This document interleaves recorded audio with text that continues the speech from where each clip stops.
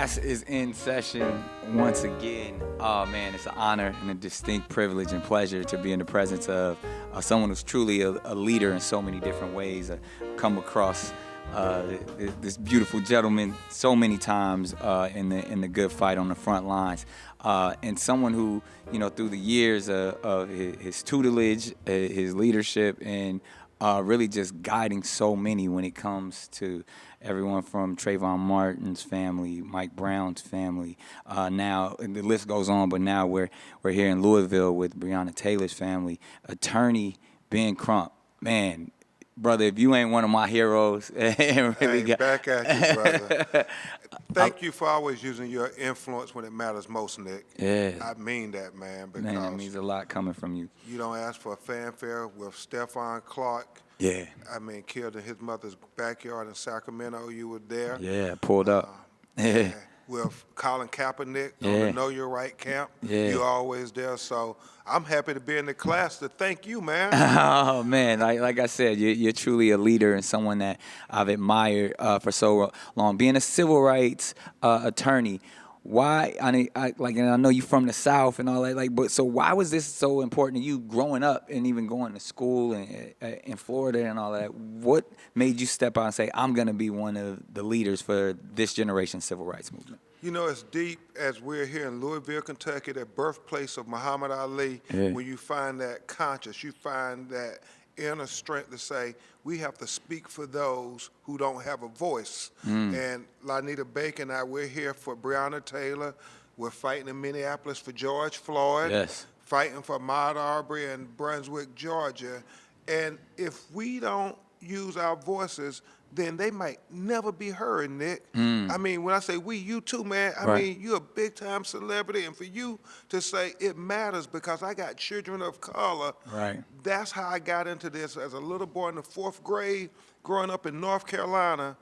Man, I saw when we went to the white school across the tracks, they had everything. Facts. We had almost nothing in our community. The building had lead paint. Right. And my mother told me the reason why we got to go to the new school with the new facilities and new books in the white community was because of Brown versus the Board of Education and a man named Thurgood Marshall. Right. And right there in the 4th grade, I made a decision that when I grow up, I want to be a civil rights lawyer like Thurgood Marshall to try to make the world a better place for people from my community who look like me. And from that day to this one, that's what I've been doing, Nick. Man, that's beautiful, man. And we appreciate you and appreciate your service. Someone who came up in North Carolina as well, Charlotte was one of my homes growing up. And I know, like, our birthdays are 2 days apart, a fellow Libra. But knowing that you have turned into this leader. I mean, every time, one of our members of our community are done a disservice or the injustices go on, it seems like you're on the front line. How is that possible? Is that by design or is it since 2012 with Trayvon Martin that you've kind of become this beacon of who to go to when we need justice? Yeah, it's God is in this, and a lot of times you use the blessings and the education you got to go fight and be a blessing to others. Tamika Palmer, if it was not for Lanita Baker, Sam Aguilar, our legal team, they would have swept her death under the rug. And so what I said on Trayvon, and actually Johnny Cochran told me this at a national bar meeting, the Black Lawyers meeting. He said, man, I had a case once where there were 200 witnesses.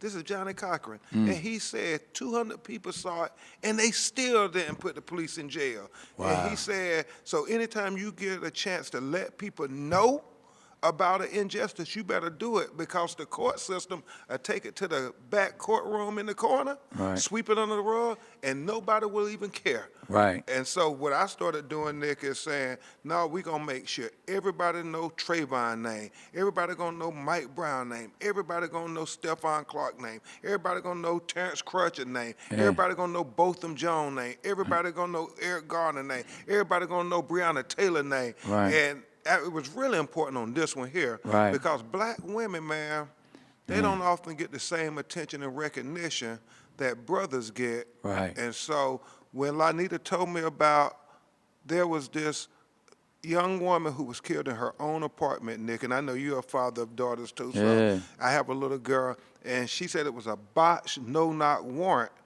and nobody's paying attention. They trying to sweep it under the rug. And I remember she saying, we can't let them sweep it under the rug. And so I just kept saying, we got to keep saying black women lives matter too, because they keep getting forgotten about. Absolutely. And we just cannot let them forget about Breonna Taylor. We can't. And so can you break it down for us, just because it seems so like logical in the sense that the people who murdered Breonna Taylor should have to suffer the consequences, regardless if they have badges or not. A murder is a murder, and the injustices that it is. So I think that's why the entire world is so upset, because when we don't see any consequences to these people who have stolen a life from us, why is it such like?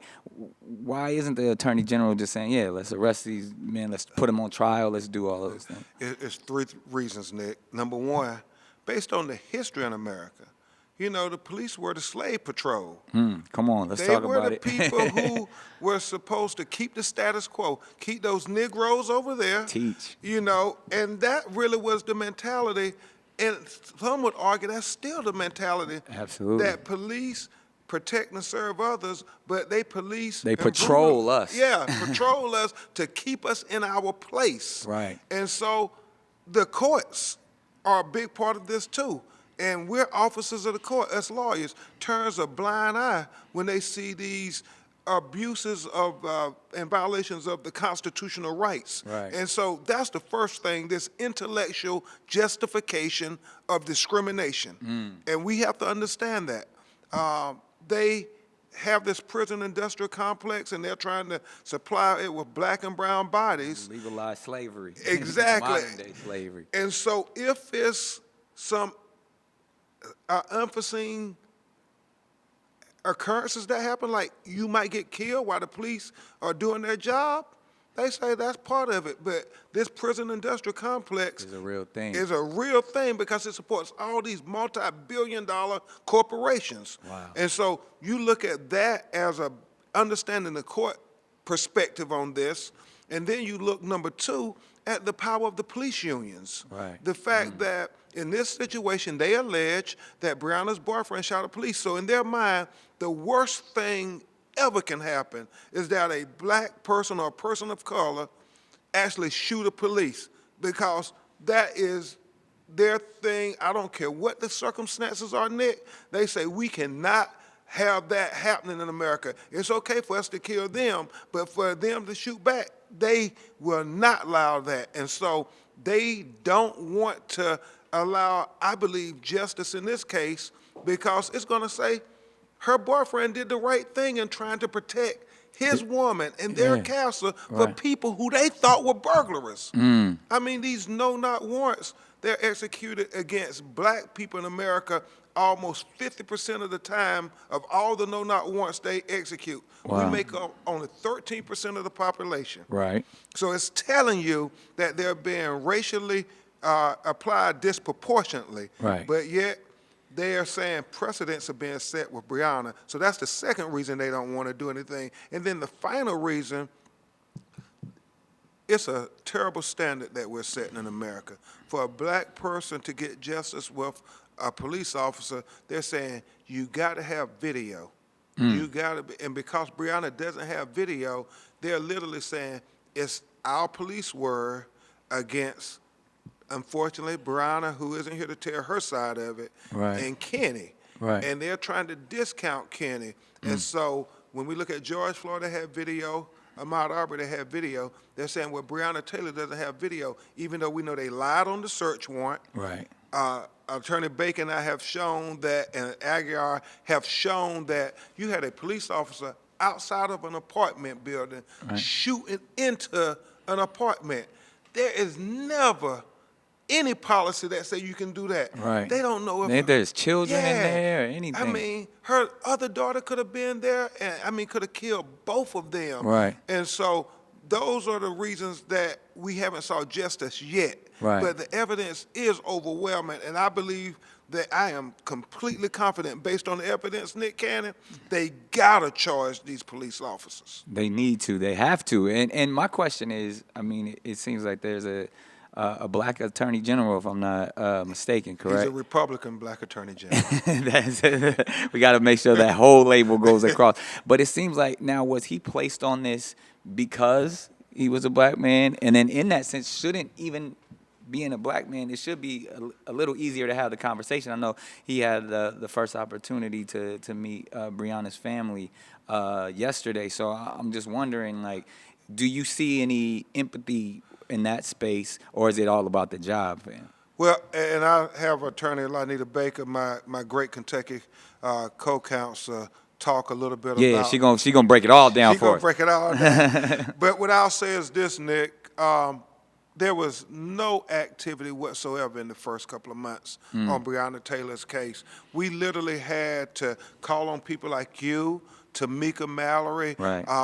Jada. I mean, we had to call everybody we knew, Oprah, anybody who had influence, and say, y'all help us get attention on Breonna Shine the light Taylor, on this. because they were going to sweep it under the rug. They never intended on arresting these officers. Right. When you look at that police report, I mean, it was a 3-page police report, and it said there was no forced entry, even though we know that they had busted open her front door, and they said there was no person injured, Nick. Breonna's body was mutilated with 8 bullets. So how can you put that in a report? How can you put it in there? You never expected people to see it. And I got to say this, if I could, Nick, because I have a unique perspective from being an attorney on Ahmaud Arbery's case and an attorney on Breonna Taylor's case. And never have I seen in my life, Nick, such a vivid distinction of self-defense in black and white. What do I mean?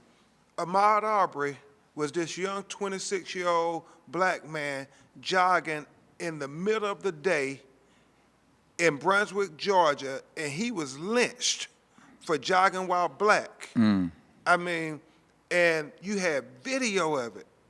But when the police came and confronted the murderous father and son duo, Travis and Greg McMichael, they had video, broad daylight, young man was unarmed. The father and son said, self-defense. And the police allowed them to go home and sleep in their beds in peace for 10 weeks. Took their word for it. Now, juxtapose that with what happened in Breonna Taylor's case. You had this young woman who was doing all the right things in life. No criminal history, never been arrested, working in the medical profession, trying to help people with the coronavirus. That was her mother's greatest fear, never thinking that the police would kill her. So she's in her bed, sleeping. Her boyfriend, Kenny, 27 years old, never been arrested, no criminal history. Working with the post office. They doing the right things in life, Nick. The police, unbeknownst to them, are executing dangerous, unconstitutional, I believe, and unnecessary no-knock warrant. They don't announce themselves, they don't identify themselves, and they're in plain clothes. And they take a battering ram and they bust open her front door. Kenny, being a good brother, I hope every brother would do this, he gets his gun, he's a registered gun owner, and he creeps down the hall in an effort to protect their castle, protect his woman, and protect their lives. And he shoots a warning shot. And then a minute passes and the police just unload. They shoot almost 25 rounds. I mean, they shoot from the front door. They shoot from the outside the side window. They're shooting from the patio.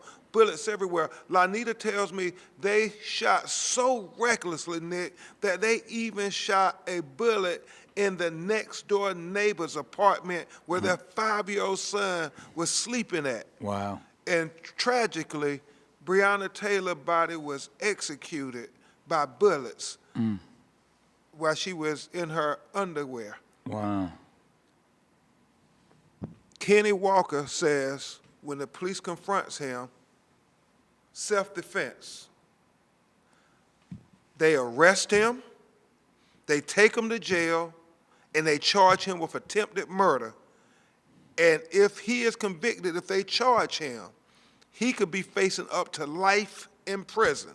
Wow. Now, if that isn't self-defense in black and white in America in 2020, I don't know what is. White man on video kill an innocent, unarmed black man. He say self-defense, and nothing happens to them. Right. Black man protecting his home, Second Amendment rights, got a license to carry a gun. He tries to protect his house, say self-defense. We thought you all were burglars. No, Negro, you go to jail. Wow. Man, and to be here and to be in assistance, and I mean, obviously you have the entire community around the world supporting this. We all want justice for Breonna Taylor. What can we do, though? I mean, more than just a hashtag. What can we do to support this cause to make sure that justice is served? Well, and you've done a lot, Nick, by using your influence.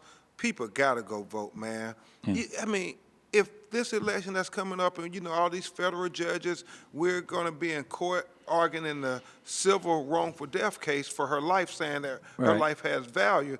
But then in the criminal courts, whoever the attorney general and the DAs, those Right. are the people who are going to decide if anybody will be held accountable for Breonna, will be held accountable for Laquan McDonald, will be Right. held accountable for Stephon Clark. Stephon Clark, Philando Castile, Yeah.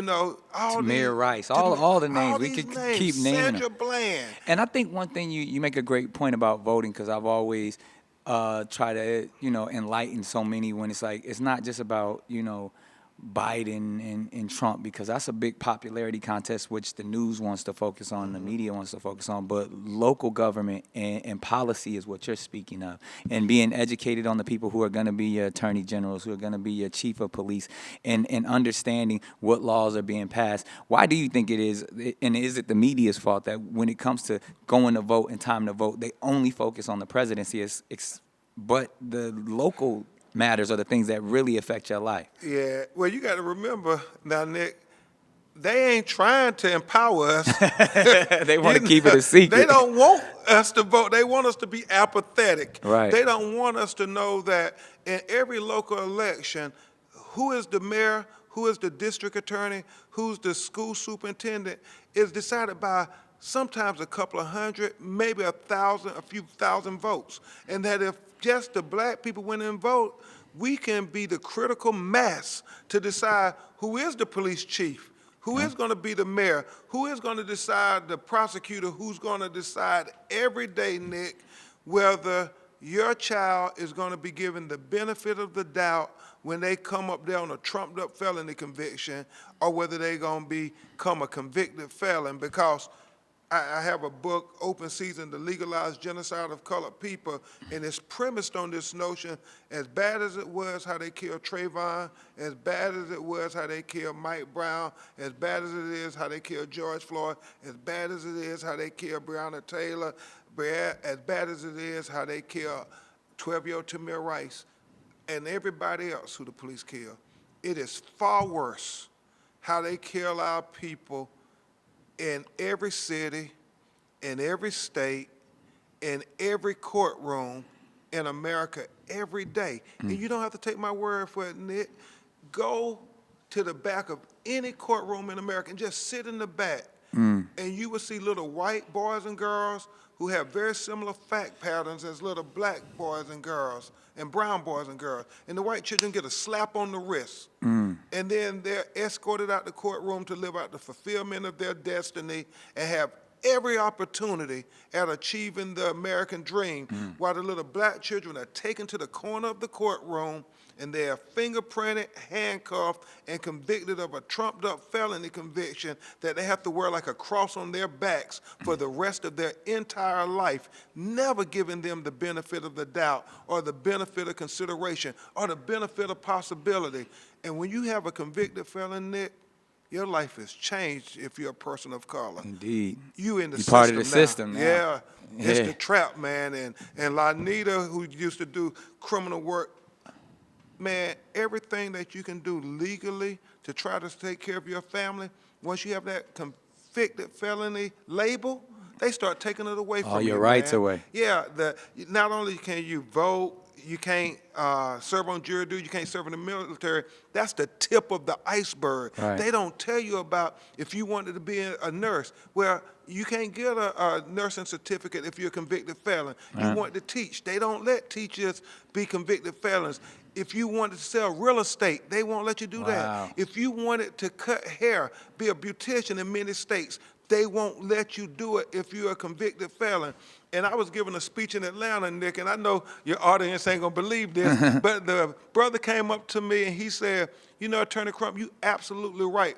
Once you get that convicted felon, we start telling you can't do nothing. Even for people who are adult dancers, who work in the strip clubs, they will not give you a license to dance. And people say, man, we can't believe that. I said, hey, that is the rule. You can't even dance. You can't even shake your butt if you're convicted for anything you can legally, legitimately do to try to make a living, to keep a roof over your family head, the lights on, and food on the table. They start taking it away from you because I do believe once they got you in the system, they intend for you to end up in prison. And stay there. And stay there. And so legalize slavery. So I mean, and you put us up on so much game, and I believe your book should be required curriculum and reading in the school system so we can know our rights. And you and I have, you know, been on many panels and spoken to the youth, and even what this platform is for right now is when it comes to knowing your rights and even safety and how to prevent situations from actually happening. And then once you find yourself in a situation like we're currently in with Breonna Taylor, to hire the right people or to know your rights, that you don't have to speak or deal with anyone until your attorney is present. What can we do to help educate in that space so that we're empowered in a way that, other than having our own education, that we know, okay, I know that these officers of the law don't have the right to treat me like I'm less than human. Yeah, and it's unfortunate, Nick, and thank God for our brother Colin Kaepernick. Absolutely, love that brother. Yeah, do those Know Your Rights seminars, because a lot of times, man, we get caught up just because we open our mouth because we don't know. You should never, ever talk to the police because their job is to get arrested. Unfortunately, at least that's their mentality. Right. And the courts, the United States Supreme Court of America, has said that the police have a legal right to lie to you if they can get information to support that a crime has been committed. And so, you know, ridiculous. If I tell young people, you have to tell them, my mother and father told me, I cannot talk to you, and I don't mean any disrespect, but they said if you stop me, I'm to call them. And you cut it off there. Right there. Because these 17, 18-year-old, even 20, 22-year-old, when they get stopped, they sometimes think they're smarter than the system. Right. Well, it's also, too, based off of, like, a moment of fear and a moment of frustration and anger. Like, when we see police officers, we don't see people who are protecting. We don't see friendly. We instantly want to go into defense mode. And defense mode, a lot of times, is our vocals. We want to talk ourselves out of the situations. And that's the wrong thing to do, man. Right. Because they have the burden that they have to prove the case. You can, we tell people you can sit on your hands in court and not say a word. They have the burden beyond a reasonable doubt. And if you don't help them by talking, then they got to put it all together. If they didn't see the crime happen themselves, they are trying to get stuff from you. Man, yesterday, before I came here, we had an 8-year-old little boy, I don't know if you heard about it in the media, who was arrested. He was a special needs kid. And they literally arrested this little Put kid. him in handcuffs. Tried to put him in handcuffs. His wrist was too small. Right. I mean, he weighed almost 60 pounds. He was 3.5 feet tall. And they took this little boy who was special needs, had all kind of developmental issues, and they tried to charge him with a convicted felon. His mother had to literally fight for almost a year to get the charges dropped. Nick, and this, I know we got to go, but I just got to say this because it's heartbreaking when we talk about the school-to-prison pipeline and the prison industrial complex. They're trying to get younger, stronger slaves. Because if they get you in the prison system as a teenager, boy, you can give a lot of free slave labor. Yeah. They don't want old people. Once you get 60, 65, they're trying to get you out of prison because you can't do no more free slave labor. Standardized testings is showing how many prisons they need to build instead of the schools. Exactly. And so, Nick, this little 8-year-old boy, it was heartbreaking because we had got used to 15 and 16-year-olds being charged as adults. This little boy allegedly hit his teacher in her breast while he was having a mental illness crisis. Right. And they knew he had special needs and mental illness crisis, but they called the police on this little boy. And ridiculous. The video is heartbreaking because he is like weeping and the police talking, well, you know, you did this yourself. We got to teach you a lesson. And he's like, 8-year-old kid. That's going to sit with him for the rest of his life. They put him in the police car. They take him to the adult jail. They fingerprint him. They swab him. And they take a mug shot of him and put him in jail even for about 40 minutes. But they closed, as he said, the big door with the bars on it. And what's so heartbreaking, can you imagine? I want y'all to let this sit in for a second. An 8-year-old child with a mug shot. Wow. And so that's what we're fighting, man, when we talk about the legalized genocide of colored people. Well, man, we know you got to get back to the fight and keep on going. We appreciate your time, your energy, and your wisdom. And just know that, you know, we here with you. We here to spread that message, that information. And, you know, even in the moment while we're here in Louisville for Breonna Taylor, keep leading, keep being my hero and so many others' heroes out there to bring justice in this injustice system. Hey, man, thank you for using your voice. I love you, brother. Love you back. You're always there for us. Absolutely. That's love.